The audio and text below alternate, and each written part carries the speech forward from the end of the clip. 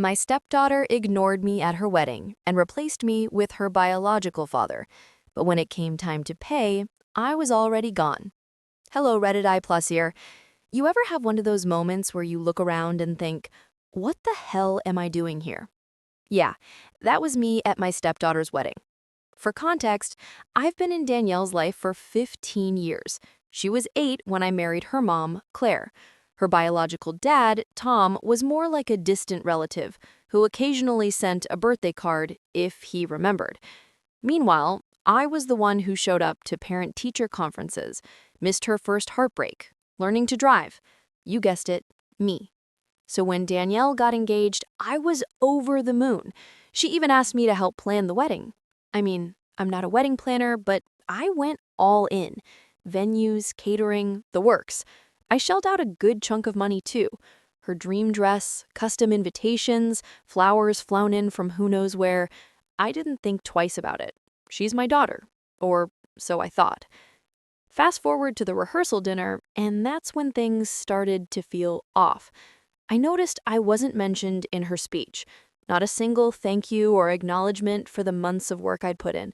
Instead, she went on about how grateful she was that her dad could make it. Tom, the man who couldn't even be bothered to show up to her high school graduation. I figured, okay, maybe I'm reading too much into this. The wedding's a big deal, she's stressed, whatever. But then the big day came, and it all clicked. The ceremony started, and I was sitting in the second row, not walking her down the aisle. That honor went to Tom. And when I saw them together, her beaming up at him like he was some hero who'd always been there, I felt like I'd been punched in the gut. I didn't even get a mention during the toasts. The bride and groom went on about how grateful they were for their parents, for the people who shaped them, supported them, made them who they are. And there I was, sitting at a table near the back like some distant cousin. You know what's funny? I didn't even feel angry at first, just numb, like I was watching someone else's life play out. But by the time the cake was cut, the anger hit. It wasn't just the snub. It was the years I'd spent giving, investing, being there, and now being treated like I was invisible. So I made a decision. Quietly, I slipped out. No goodbyes, no scene, nothing. I got in my car and drove home.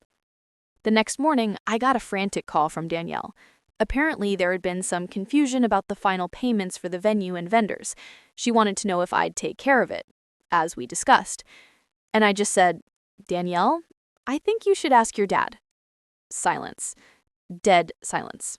Then a stammered, but he can't. Can't or won't? I asked. And then I hung up. Now, I'm not saying I'm proud of how I handled it, but I wasn't about to keep letting myself be taken for granted. If I wasn't good enough to be recognized as her father, I sure as hell wasn't good enough to pay the bills. I haven't heard much from her since. Claire wasn't happy about it, but she's been quiet too.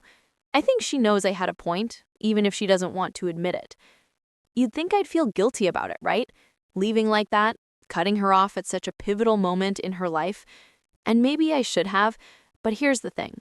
When you've spent years being the dependable one, the one who always shows up no matter what, you start to realize something.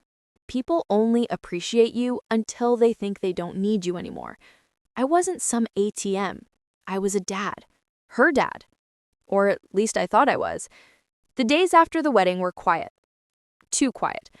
Claire was walking on eggshells, and I couldn't tell if she was mad at me or Danielle. She didn't outright say anything, but every now and then I'd catch her sighing or giving me that look. You know the one. Then about a week later, Danielle finally called. Not to apologize. Oh no, that would have required self-awareness. She wanted to clear the air. Hey, she started, her voice all sweet-like, nothing had happened. I've been meaning to talk to you about the wedding. Uh-huh, I said, keeping my tone as neutral as possible. So, I feel like there was some misunderstanding about, the payment stuff. I couldn't help but laugh. A misunderstanding, right? Danielle, let me stop you right there, I said. There was no misunderstanding. You made it perfectly clear how you see me. You wanted your dad to have the spotlight. Great. But that spotlight comes with responsibilities. and paying for things is one of them. She went silent for a moment, then tried to backpedal. It's not like that. I just wanted to give him a chance to feel included. He's my dad too. No, Danielle, I said, my voice steady. He's your biological father. There's a difference. I'm the one who raised you, and if you can't see that, then I don't know what else to say. I could hear the frustration in her voice as she muttered something about me being petty and making it all about myself. That's when I realized there was no getting through to her. She wasn't ready to understand what she'd done. Look, I said, cutting her off before she could start a full-blown rant. I hope you had the wedding of your dreams. I really do. But I'm done being treated like a second thought. When you're ready to have an honest conversation about what happened, you know where to find me. And then I hung up. Claire was sitting across the room, pretending not to listen, but I could see the tension in her face. Do you think that was a bit harsh? She finally asked.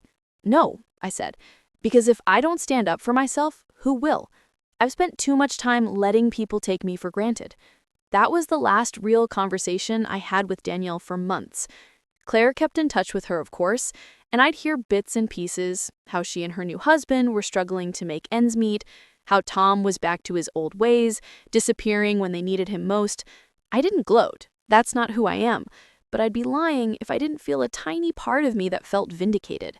She wanted Tom to be her hero, and now she was learning the hard way that heroes don't just show up when it's convenient. Eventually, Danielle reached out again. This time, she sounded different. Softer, apologetic even.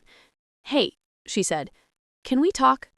And for the first time in a long time, I heard something in her voice I hadn't heard before. Humility. I don't know where things will go from here.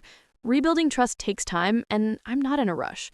But if there's one thing this whole mess has taught me, it's that knowing your worth and refusing to settle for less isn't selfish. It's necessary. So yeah, that's my story. The wedding wasn't mine, but the lesson sure as hell was.